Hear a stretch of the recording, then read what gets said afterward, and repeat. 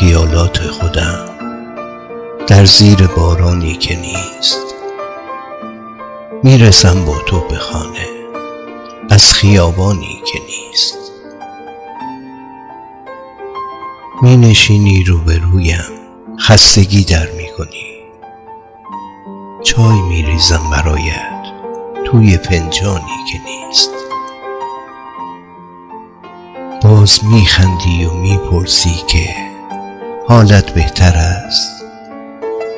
باز می خندم که خیلی، گرچه می دانی که نیست.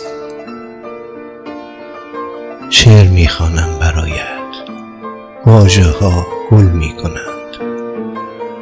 یاس و مریم می گذارم توی گلدانی که نیست.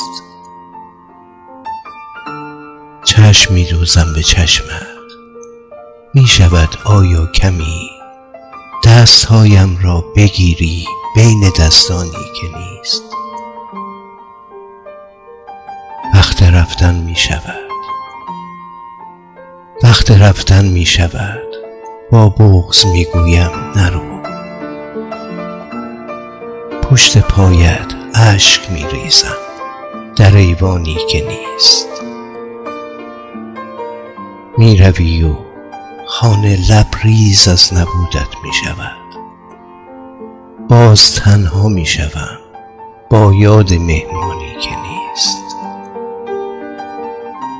رفته ای و بعد تو این کار هر روز من است. باور این که نباشی کار آسانی که نیست. باور این که نباشی کار آسانی که نیست.